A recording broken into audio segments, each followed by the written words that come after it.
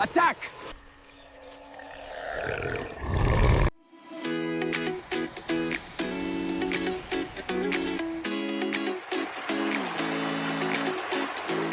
Forget Copacabana. Forget the carnival dancers and the tourist beaches you see on postcards. There is a completely different Brazil out there.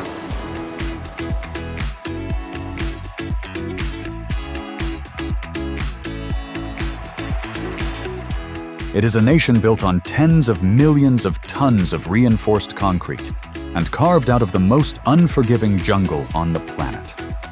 Welcome to the harsh reality of the fifth largest country in the world.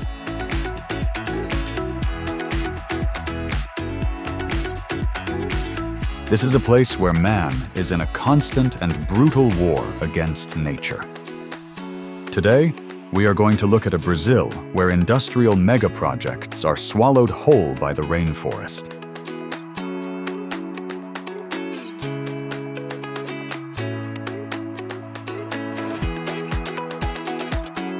We will show you remote dirt highways that literally swallow 18-wheeler trucks deep into the mud. We will explore the rusting and unfinished ruins of a massive American dream left behind by Henry Ford himself in the deep jungle.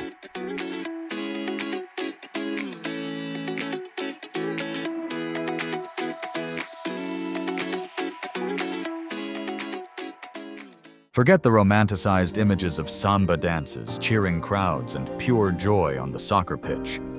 That is the packaged product they sell on television. The reality of Brazilian soccer operates as a cold, highly efficient, and sometimes incredibly wasteful industrial machine.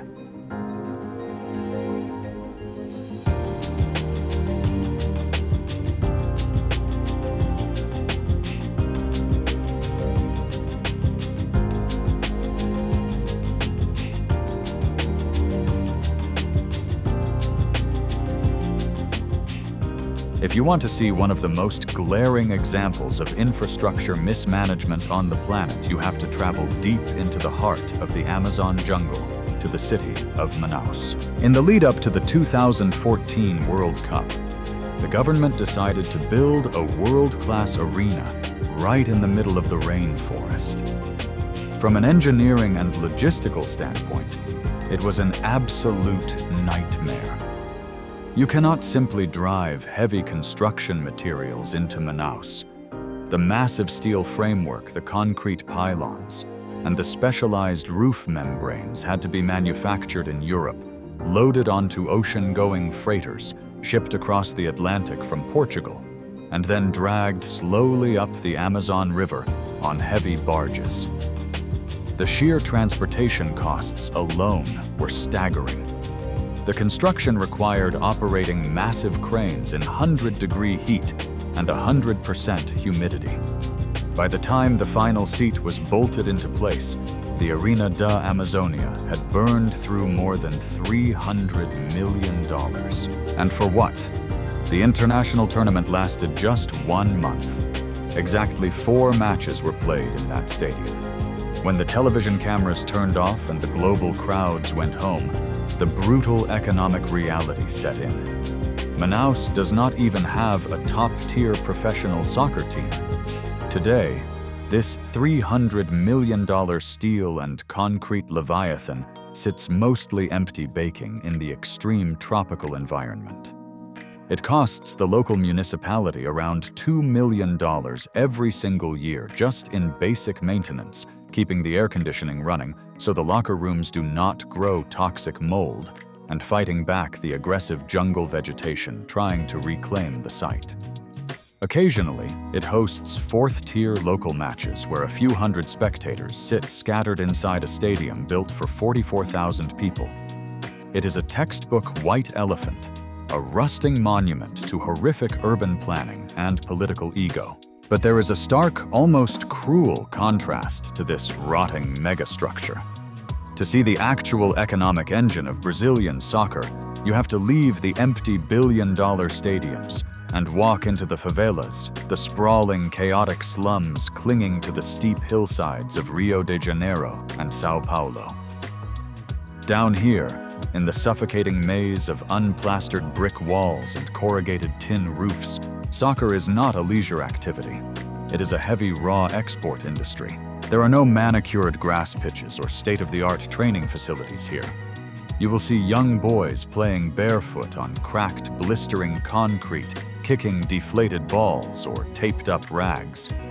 But make no mistake, this is a highly organized, ruthless mining operation, and the natural resource being extracted is human physical capital. European scouts and foreign sports agents prowl these rough concrete courts like prospectors panning for gold. They are not looking for sportsmanship or childhood development. They are looking for raw, unrefined athletic assets that can be acquired for pennies, processed through European academies, and eventually sold for tens of millions of dollars on the global market. It is one of the most efficient and brutal supply chains in the modern world. In the favela, a professional contract is not simply a career milestone, it is a desperate survival mechanism. It is the single lottery ticket that can pull an entire extended family out of extreme generational poverty. The kids understand this pressure perfectly, the parents know the stakes, and the foreign brokers definitely exploit it. If a young player tears a ligament on the unforgiving concrete, or if he simply stops growing fast enough, he is immediately discarded and replaced by the next hungry kid in line. There is absolutely no sentimentality in this transaction. It is a pure, unadulterated market of supply and demand. This is the brutal hidden economy of Brazilian football, where huge sums of money are wasted on rusting steel structures deep in the forest, while real wealth is extracted from the sweat bones and despair of the slums.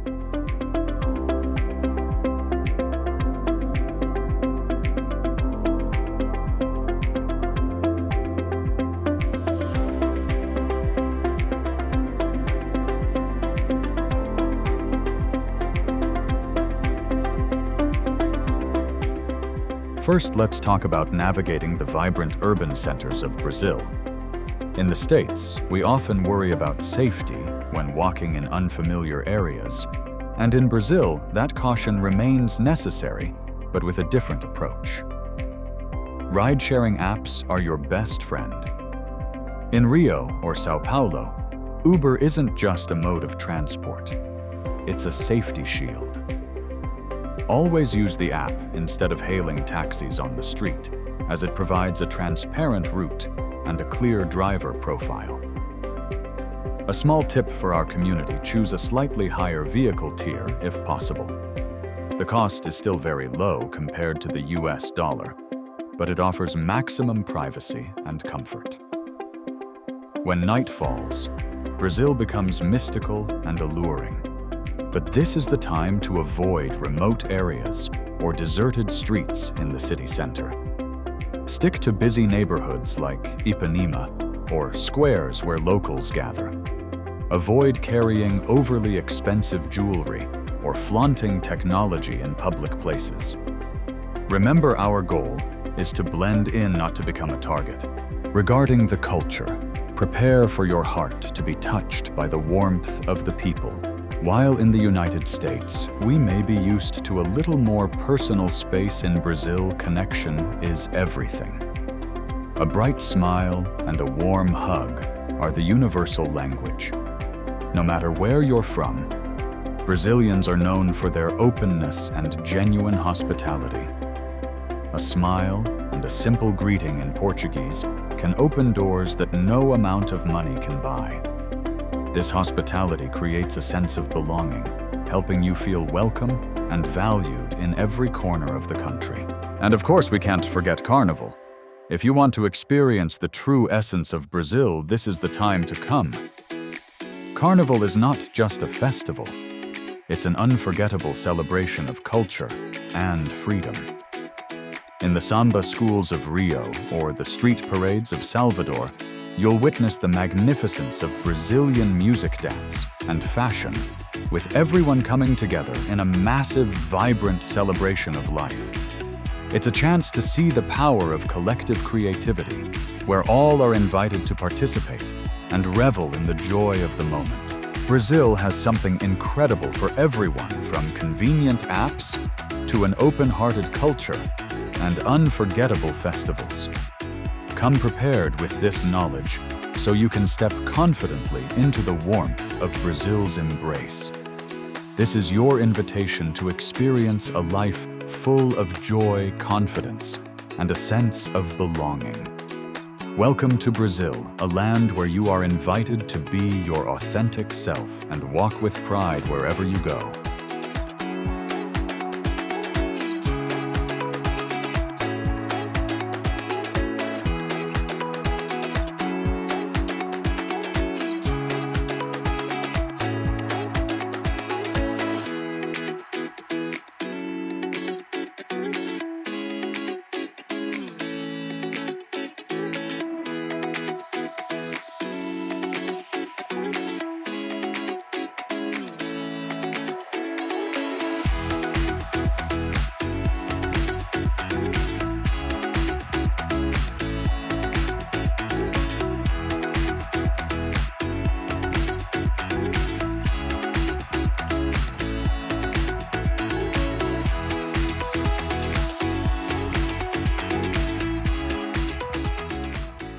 To continue our journey into the heart of the awakening giant, we must leave the bustling city sounds behind and move toward the border where nature reveals its most primal power.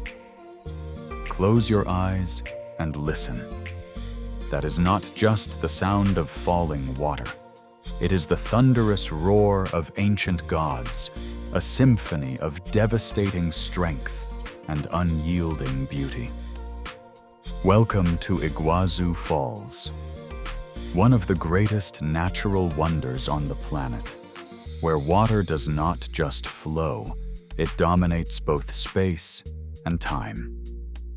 For you, the traveler seeking a deep connection to roots and power, Iguazu is the embodiment of resilience and the endless flow of life. This waterfall system is a unique geological marvel formed from a massive volcanic eruption that left a deep rift on the Earth's surface. Here, the gentle Iguazu River suddenly plunges into a horseshoe-shaped abyss, creating a network of 275 waterfalls, large and small, intertwined along a path nearly 3 kilometers long. To help you visualize this overwhelming scale, the flow of water during peak season is so immense that it could submerge the entire city of New York in a sea of water within just a few short minutes. Standing before the Devil's Throat, the highest and most ferocious point of the falls, you will feel intense vibrations deep within your chest. It is a place where the boundary between sky and earth seems blurred by thick mist and eternal rainbows. For the African American community, the image of this rushing water carries a very powerful spiritual symbol. Throughout our history, water has always been a boundary, a path to freedom, and a place to wash away pain. At Iguazu, the power of the water does not bring a sense of threat, but a release. When tiny beads of mist cling to your skin and hair, it is as if nature itself is blessing your presence. You will feel small before the greatness of creation, yet simultaneously incredibly strong, because you are part of that eternal flow. Here there is no discrimination, no narrow prejudices, only you and the sound of absolute freedom. Scientists explain that the collapse of geological plates created this labyrinth of waterfalls.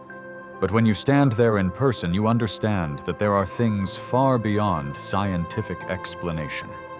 It is the soul of the earth speaking. You can spend hours walking along the wooden paths that wind through the tiers of falls, with every turn revealing a scene more ethereal than the last. Vibrant tropical birds soar through the water smoke, and the dense surrounding jungle seem to hold the falls in a protective embrace. Iguazu is not just a tourist destination. It is a spiritual experience that helps you realize that no matter how harsh life may be, we can still pour down like these fierce falls, strong, brilliant, and full of pride. The Brazilian giant has chosen this place to remind us of our own inner strength. Let the roar of the gods at Iguazu awaken the greatest dreams within you, for in this land you are always welcomed by the grandest magnificence the world has to offer. A journey to Iguazu is a journey to see that our strength, like this water, is never exhausted.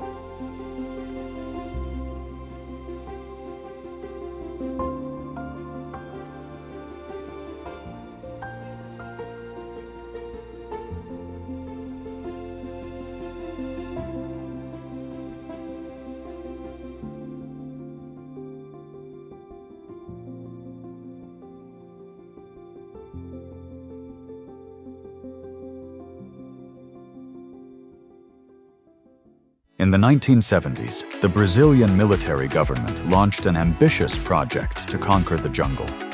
They carved the Trans-Amazonian Highway, officially known as BR-230, straight through the heart of the rainforest. It spans over 2,500 miles. That is roughly the distance from New York to Los Angeles. But unlike the interstate highways in the United States, a massive stretch of BR-230 remains completely unpaved. For 6 months of the year, it is a heavily rutted dirt road. But when the rainy season hits, the Amazon unleashes billions of gallons of water, and this highway turns into a mechanical nightmare.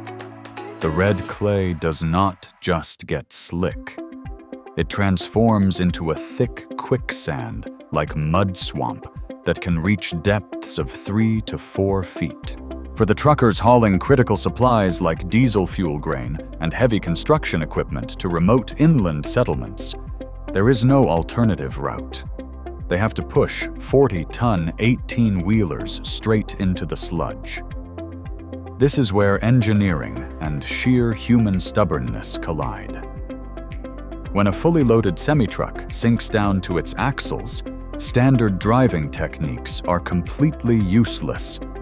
The drivers must climb out into the sweltering heat, wading through waist-deep mud to wrap heavy iron chains around their massive drive tires.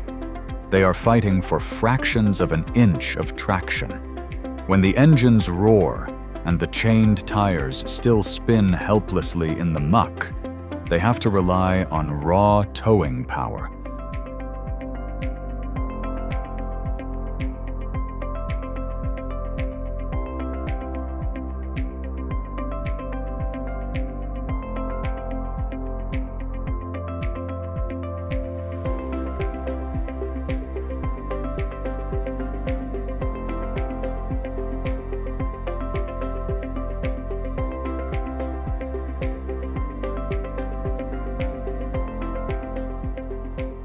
Deep in the Amazon rainforest, hundreds of miles from any major city, sits a ghost town built by one of the most famous men in American history. If you chop your way through the thick jungle, you will find rusted fire hydrants, decaying American-style bungalows, and the hollowed-out shell of a modern hospital. This is Fordlandia. It is the ruins of a massive industrial empire left to rot under the jungle canopy. In 1928, Henry Ford faced a serious supply chain problem. His factories were churning out thousands of cars, and every single one needed rubber tires. At the time, the British and Dutch held a strict monopoly on the global rubber supply. Ford despised relying on foreign powers. Armed with a massive fortune and a giant ego, he decided to build his own rubber empire. He purchased 2.5 million acres of land in the Brazilian Amazon. His plan was simple. He wanted to mass-produce rubber the exact same way he mass-produced automobiles.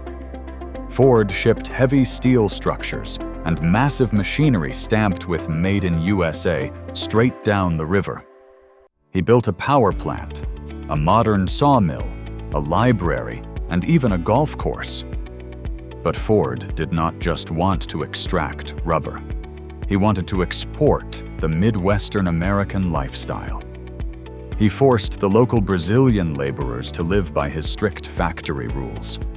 He imposed rigid 9-to-5 shifts under the punishing equatorial sun. He made them eat American food like hamburgers and canned peaches instead of their traditional diet. Worst of all, he enforced a total ban on alcohol. The workers eventually snapped.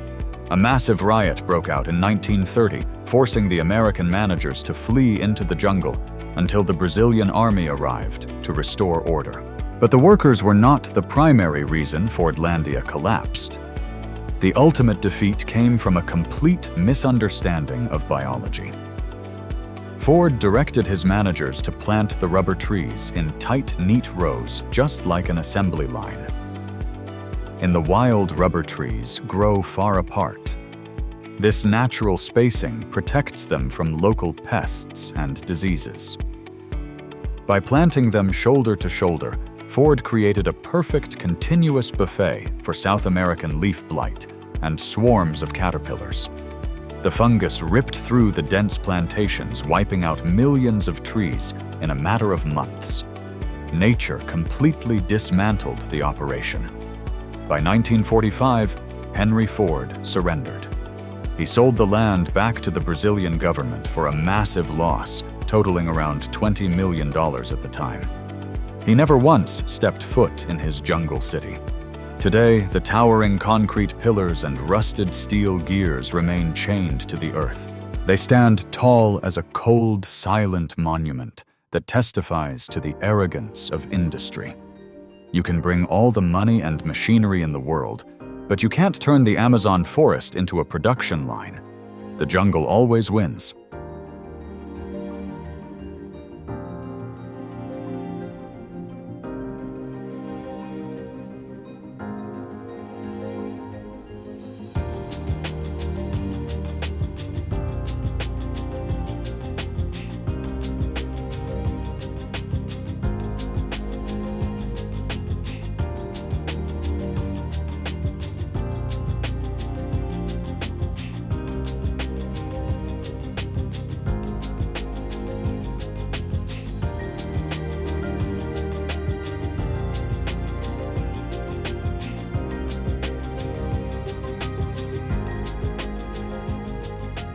On the volatile border between Brazil and Paraguay stands a structure that defies standard logic. To build this concrete leviathan in the late 1970s, engineers first had to temporarily divert the Parana River, the 7th largest river in the world. They blasted through solid basalt rock with thousands of tons of dynamite just to create a 2-mile bypass channel. They moved a force of nature simply to clear the massive construction site. The amount of material poured into this project is staggering. Workers mixed and poured enough concrete to build 210 massive professional football stadiums. The iron and steel used would be enough to forge 380 Eiffel Towers. This is not a standard solid wall blocking a valley. The structure utilizes a highly complex hollow gravity dam design. This specific engineering choice relies on the precise geometry of massive concrete pillars to hold back over 7 trillion gallons of rushing water. The pressure at the base is absolutely immense. The hollow sections inside the dam allow technicians and maintenance crews to physically walk through the internal walls. They constantly monitor stress fractures, structural shifts, and internal mechanics to prevent a catastrophic failure. Deep inside the lower levels of this machine sit 20 giant hydroelectric turbines. Each one of these spinning iron behemoths weighs roughly the same as a fully loaded Boeing 747 passenger jet. Every single second, the amount of water rushing through just 2 of these turbines is equivalent to the average flow of the entire Niagara Falls. That violent kinetic force is captured and converted into a massive continuous surge of electrical current. The overall output of this single facility is hard to comprehend. It consistently generates enough electricity to power roughly 1/5 of the entire territory of Brazil, a country of over 200 million people. Simultaneously, it provides almost 90% of the total energy used by neighboring Paraguay. It is a relentless industrial engine that keeps the factories running and the city lights on across an entire region. This is not just a power plant. It is raw geopolitical power cast in concrete and steel. The engineers and technicians who operate this facility hold the energy lifeblood of the South American continent in their hands. If the turbines here were to ever shut down, the economic engine of Brazil would grind to an absolute halt. Today, it stands tall as a cold and majestic monument, a testament to human construction, engineering, built to completely overpower one of the most ferocious river systems on the planet.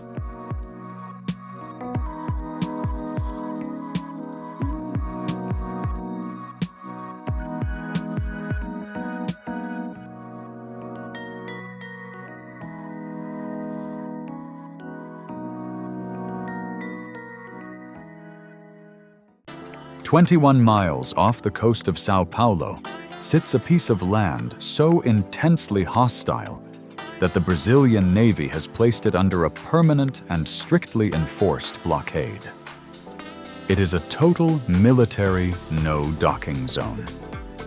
Welcome to Ilha da Queimada Grande. Locals simply call it Snake Island. If you manage to step foot on this 106-acre rock, you are stepping into a biological minefield. Researchers estimate there are between 1 and 5 highly venomous vipers for every single square meter of land. You are never more than 3 feet away from a lethal strike. The undisputed ruler of this territory is the golden lancehead pit viper. You will not find this specific snake anywhere else on the planet. Around 11,000 years ago, rising sea levels completely severed this landmass from the South American continent. The vipers were trapped. With absolutely no ground-level prey left to hunt, the snakes faced a harsh reality. They had to adapt, or they would starve into extinction. They began hunting migratory seabirds that used the island as a resting stop. But this required a radical biological upgrade. If a viper bites a bird, and the venom works too slowly, the bird will fly away and die out over the open ocean. To survive, the golden lancehead evolved a terrifyingly efficient and fast-acting hemotoxin. Its venom is nearly 5 times more potent than any pit viper on the mainland. It is specifically engineered to kill instantly. The chemical compound literally melts flesh and destroys tissue on contact, dropping a bird dead before it can even spread its wings to escape. The Brazilian government did try to conquer this rock once. In the early 1900s, they constructed a lighthouse to guide shipping vessels away from the dangerous reefs. They stationed a keeper and his family on the island. It was a fatal miscalculation. According to historical naval records, the final lighthouse keeper, his wife, and their 3 small children were wiped out in the 1920s. A massive swarm of vipers breached the lighthouse through an open window at night as they slept. Today, the lighthouse operates completely automatically. Once a year, the Navy sends a medically equipped maintenance crew to swap out the batteries and check the solar panels. They never stay long. This island is a flawless natural fortress. It requires no landmines, no barbed wire, and no security patrols to keep intruders out. The military blockade is not there to protect the island from us. It is there to protect us from the island. Humanity saw this prime coastal land, packed up its tools, and signed a treaty of unconditional surrender.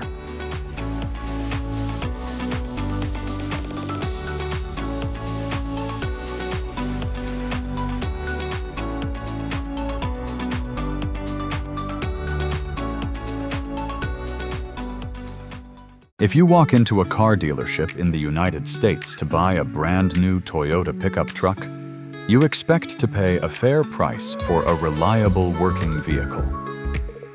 If you walk into a dealership in Brazil to buy that exact same truck, you will be handed a bill that rivals the cost of a luxury sports car.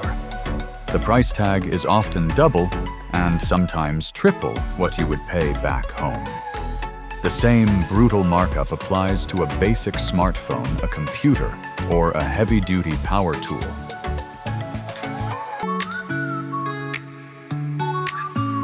This is not a random accident of the global market. It is a calculated and crushing economic reality known locally as the Custo Brasil, or the Brazil cost. It is a massive financial burden strapped to the back of every working citizen in the country. The core of this problem is a deeply tangled web of cascading import tariffs and consumption taxes. The federal government takes a massive cut. The state government takes a cut. The local municipality takes a cut. By the time a piece of imported steel or electronics crosses the border and actually reaches a store shelf, it has been taxed multiple times over. But the bloated government bureaucracy is only half the battle. The other half is the sheer logistical nightmare of moving freight across the fifth largest country on Earth. As we saw with the flooded dirt trenches of the national highway system, the infrastructure here brutally punishes vehicles. Shattered roads destroy truck suspensions, blow out tires, and force engines to burn massive amounts of diesel fuel. Shipping companies simply pass those astronomical repair and transit costs directly down to the everyday consumer. So how does the Brazilian middle class actually survive when basic machinery costs a fortune? They adapt using two very distinct methods. First, they rely on a massive and highly organized cross-border smuggling network. Countless consumer electronics and tools flow silently across the borders from neighboring countries like Paraguay, completely bypassing the bloated federal tax system. It is a dangerous but absolutely necessary underground economy for everyday survival. Second, they simply refuse to let old machines die. In the United States, a heavy-duty truck from the 1990s might be sent straight to the scrapyard. In Brazil, it is treated like a priceless family heirloom. Local mechanics have developed extraordinary custom fabrication skills to keep these vehicles alive. When a transmission fails and a factory replacement part is too expensive, they do not order a new one. They machine a custom replacement part right out of scrap metal. They perform complex engine swaps in dirt floor garages. They keep decades-old steel rolling down the road through sheer mechanical genius and stubborn human will. The harshest and most unforgiving environment in this country is not the deep Amazon basin or the venomous islands off the coast.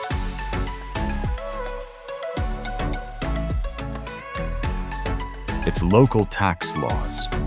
The daily livelihood of the working class here requires not only physical strength, it also requires sharp financial intelligence and a very good set of wrench tools. When Americans think of aerospace giants, they think of Boeing in Seattle or Airbus in Europe. They rarely think of the South American savanna. Yet Brazil is currently the third largest manufacturer of civil and military aircraft on the entire planet. Deep inside the industrial city of São José dos Campos sits the massive Embraer assembly plant. This facility does not just build regional passenger jets. It is a high-tech military forge. Inside these heavily guarded hangars, engineers assemble one of the most lethal and specialized weapons in modern aerial warfare. It is the A-29 Super Tucano.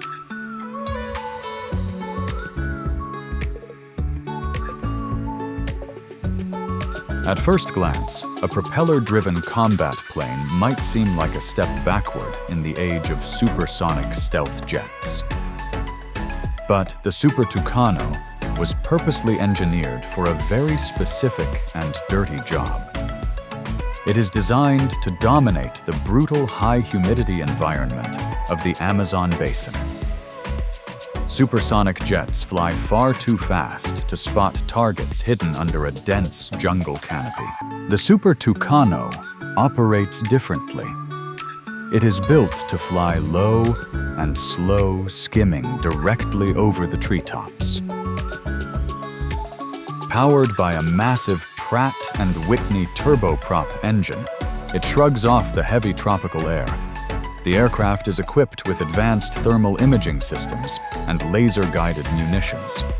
Brazilian pilots use these rugged machines to hunt down heavily armed drug cartels, illegal gold mining syndicates, and smugglers operating in sectors where ground troops simply cannot survive. The cockpit is wrapped in Kevlar armor to protect the crew from high-caliber anti-aircraft fire coming from the forest floor. Unlike delicate modern fighter jets, this machine does not need a pristine concrete runway. It can land on short, unpaved dirt strips carved straight out of the jungle refuel rearm and take off again in minutes. It is essentially a flying tank built to take severe punishment and stay in the fight.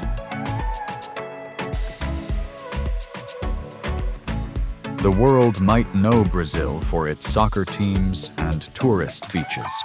But inside global defense ministries, Brazil is known for this. Aerospace engineering and precision military hardware are the true core technologies putting this nation on the global chessboard.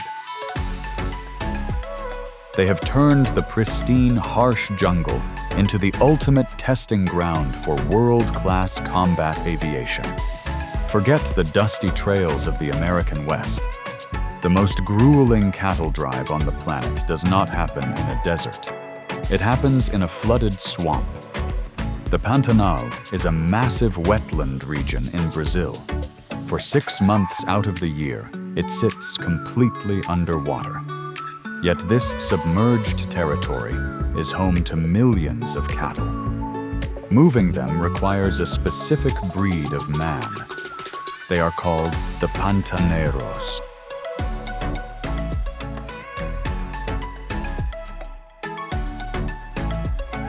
Their job is to push massive herds of cattle across miles of murky, chest-deep water.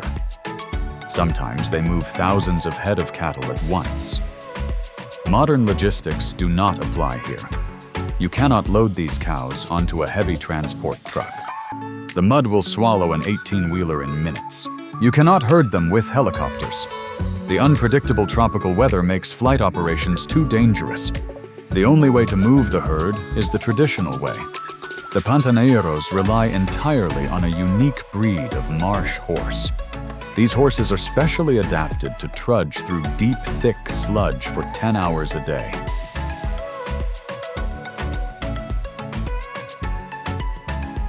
The environment is actively hostile. The water they ride through is packed with aggressive caimans. The tall, dense marsh grass hides highly venomous pit vipers. To survive a strike to the leg, a pantaneiro wears thick, custom-tanned leather chaps. They secure this heavy leather over their boots and pants. It is not a fashion statement. It is literal biological armor designed to stop a snake fang from piercing the skin. It is heavy, and it traps the sweltering heat, but it keeps them out of the grave.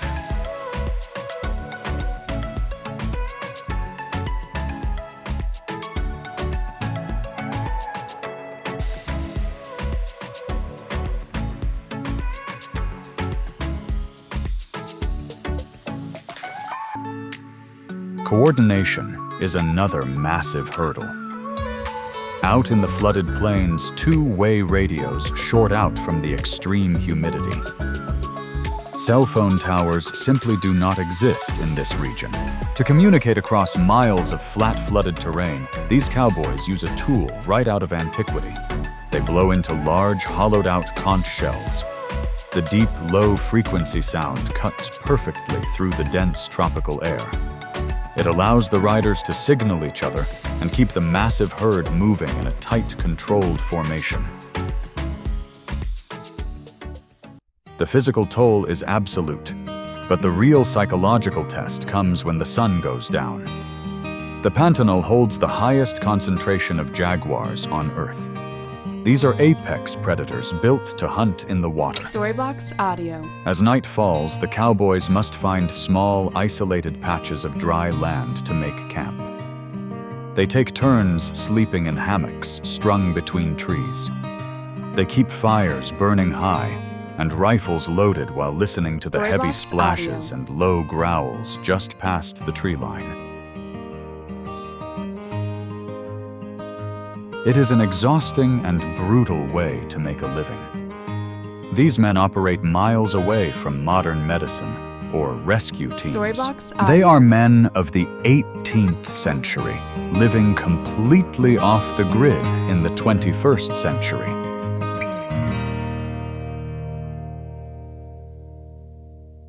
Their endurance goes beyond all normal physical limits.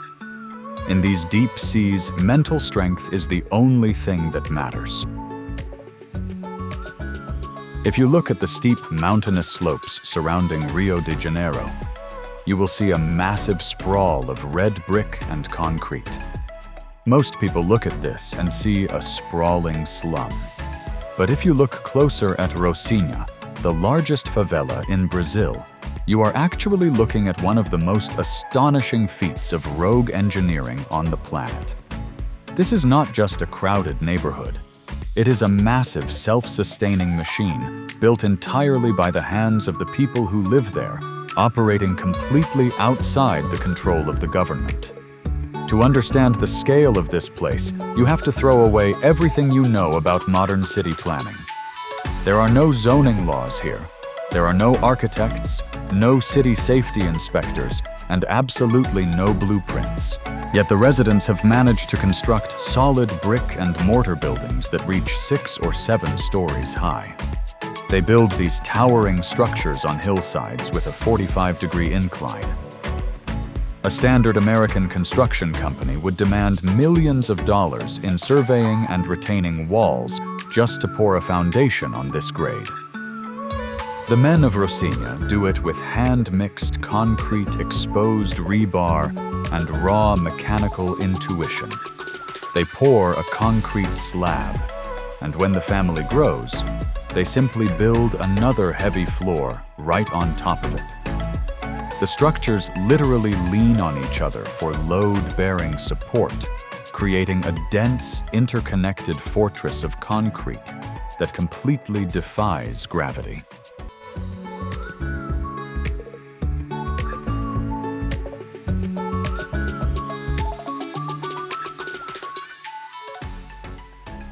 But the structural engineering is only the beginning.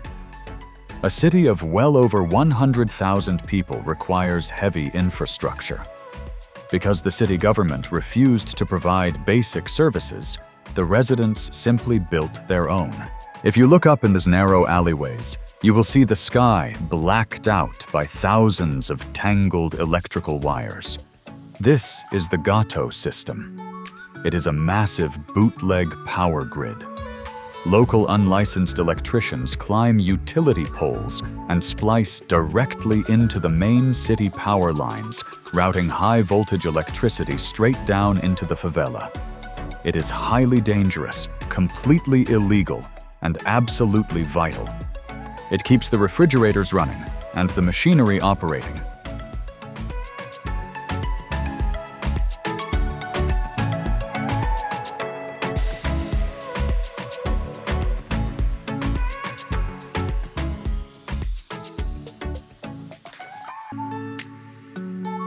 Water supply is handled with the exact same raw ingenuity. Residents run miles of plastic PVC, piping up the steep hills, physically tapping into municipal water lines. They use cheap electric pumps and gravity to fill heavy plastic water tanks on their rooftops. What you are looking at is an entirely autonomous metropolis. It has its own transit systems, its own construction crews, and a massive underground economy. Millions of dollars flow through these narrow streets every single year, and the federal tax collectors never see a single dime of it. Every mechanic, plumber, and bricklayer operates strictly on cash and street reputation. Rocinha is a masterpiece of pure dysfunction. It is a testament to the extraordinary survival ability of humans, proving that when pushed to the extreme, people will build a functioning city of their own, completely outside the laws of physics and state law. If you ask a veteran jungle guide what to fear most in the deep Amazon, they will not say the jaguar. They will not say the anaconda or the caiman. They will point to a tiny insect barely 1 inch long.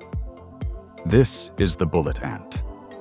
It holds the absolute record for the most painful sting of any insect on the planet. It gets its name from the sheer blunt force of its attack. Victims describe the sensation as identical to being shot with a hot lead bullet. The secret behind this biological weapon is a highly specialized neurotoxin called ponerotoxin. When this chemical hits the human nervous system, it does not just cause temporary swelling. It triggers a relentless burning agony that comes in massive waves for 24 straight hours. There is no anti-venom and no modern painkiller that can stop it. You simply have to sit down, grit your teeth, and wait for the clock to run out.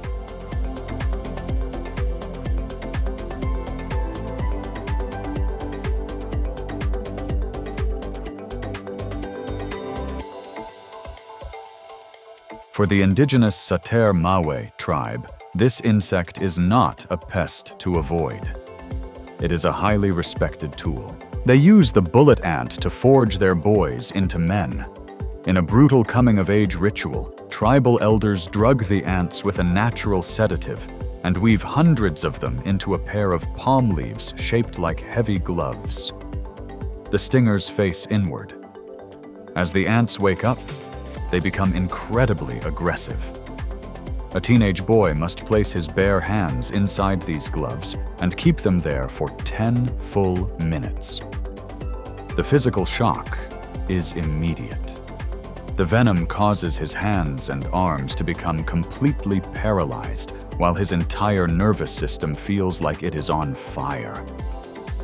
To pass the test and be recognized as a capable warrior, the boy is not allowed to shed a single tear.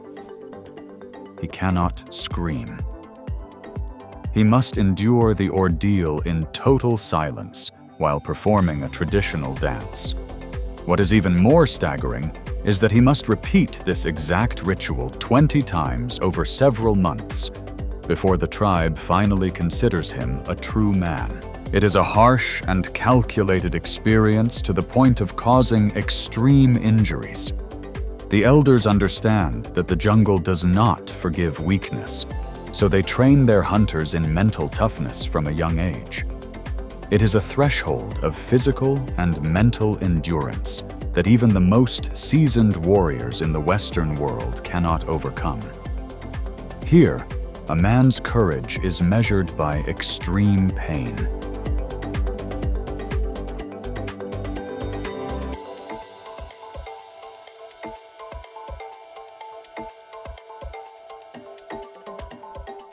Deep in the south of Brazil, where the borders of Argentina, Paraguay, and Brazil collide, sits one of the most active and chaotic intersections on the planet. This is the Triple Frontier. But this is not a tourist destination. It is the absolute epicenter of the South American black market.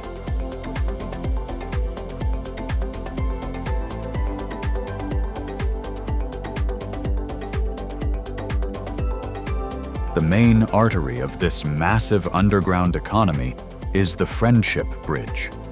It is a massive concrete span that crosses the Parana River, connecting Brazil directly to Paraguay. Every single day, tens of thousands of pedestrians, motorcycles, and heavy cargo vans flood across this bridge in a relentless, gridlocked wave. It is a pure logistical nightmare for border security. Hidden inside this endless river of traffic are millions of dollars in untaxed electronics, counterfeit cigarettes, and military-grade weapons. The sheer volume of moving steel and humanity makes it mathematically impossible for customs agents to search every vehicle. But the bridge is only the amateur route. The real high-stakes smuggling happens down on the water. Under the cover of total darkness, highly organized cartels engage in a nightly tactical war with the Brazilian Federal Water Police, a heavily armed maritime unit known as Cobra. The smugglers out on the river do not use standard wooden fishing boats. They pilot custom-built steel-hulled speedboats, strapped with massive dual outboard racing motors. These pursuit vessels are specifically engineered for raw speed and to take heavy kinetic impacts against the rocky riverbanks without cracking. To stay one step ahead of the federal patrol boats, the smuggling cartels have adopted modern battlefield tactics. They deploy modified commercial drones outfitted with thermal imaging cameras. These drones scan the dark river surface for police heat signatures, acting as an eye in the sky to guide their illicit cargo through the blind spots in the federal radar net. When they are finally intercepted, these armored speedboats do not cut their engines and surrender. They are designed to ram the police vessels or run straight up onto the muddy riverbanks at full throttle, allowing the crews to grab their gear and vanish into the dense jungle canopy in a matter of seconds. This is not an ordinary international border checkpoint. This is a highly organized and extremely profitable tactical battlefield. In these waters, national laws and heavily armed patrols are always overshadowed by the promise of untaxed billions of dollars in profit. It is a ruthless, high-speed economic battlefield where only the most cunning and ruthless can survive. Brazil is more than just a nation on a map. It is a massive, unrelenting forge. We have seen heavy iron machines attempting to slice through the dense heart of the jungle. We have looked at the rusting, forgotten industrial dreams of American billionaires swallowed whole by the rainforest. We have witnessed hardened men pushing their physical limits on some of the most dangerous and muddy supply routes on the planet. This is a brutal land that absolutely rejects weakness. Surviving here, let alone thriving, requires more than just brute muscle. It demands an iron intellect, mechanical genius, and an unyielding will to push forward when nature pushes back. If you are fascinated by the massive scale of engineering projects and the harsh reality of humans having to fight against an unforgiving environment, you need to see what happens when we prepare for the worst.